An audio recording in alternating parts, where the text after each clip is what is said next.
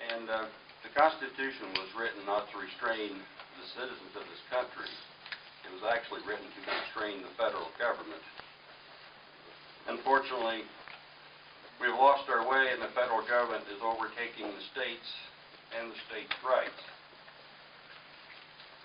This concurrent resolution number 13 is a resolution to notify the federal government that we, the state of Missouri, are going to take back the rights of that. The 10th Amendment states, the powers not delegated to the United States by the Constitution, nor prohibited by it to the states, are reserved to the states, respectively, or to the people. Whereas many federal laws are directly in violation of the 10th Amendment to the Constitution of the United States, and whereas the 10th Amendment assures that we, the people of the United States of America, and each sovereign state in the Union of States now have and have always had rights the federal government may not usurp. In addition, the 9th Amendment, it also states that the enumeration in the Constitution of certain rights shall not be construed to deny or disparage others retained of the people.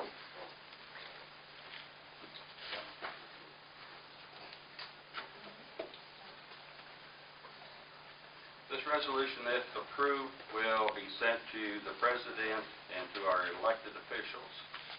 Missouri is not alone in this attempt to take back our states' rights issued. Right now, 8 states have introduced resolutions very similar, if not identical to this.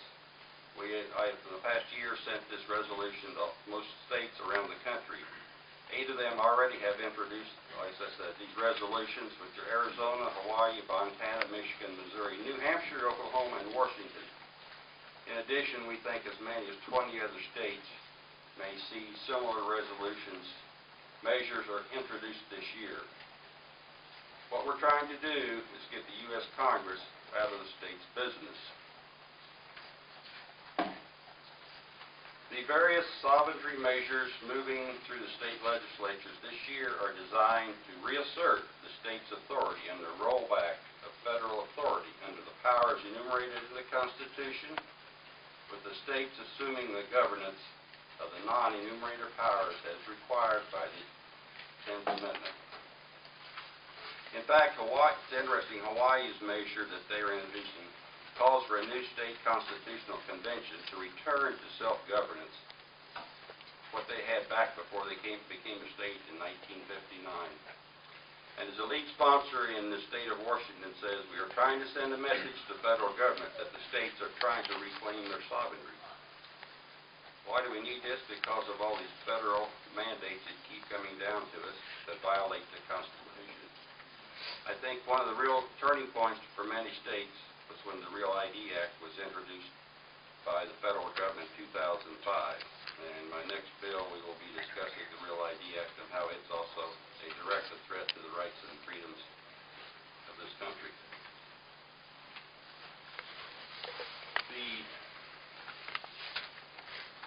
The resolution that we are stating here, you might think maybe it's a little bit strong. I think it is right in line. The state of New Hampshire has a very strong resolution that they are introducing theirs. In fact, in theirs they say that if the federal government violates the Constitution in any manner, that they consider the U.S. Constitution to be null and void, and they're taking back all rights that they have. The state's taking back all rights. It's a very strong statement, but it's one I think we have to make. And for that reason, that's one of the reasons I'm introducing this resolution here and asking for the committee's support. And with that, Mr. Chairman, I'll be glad to answer any questions. I think I have several people here to testify in support of it here this morning. Any questions for the sponsor?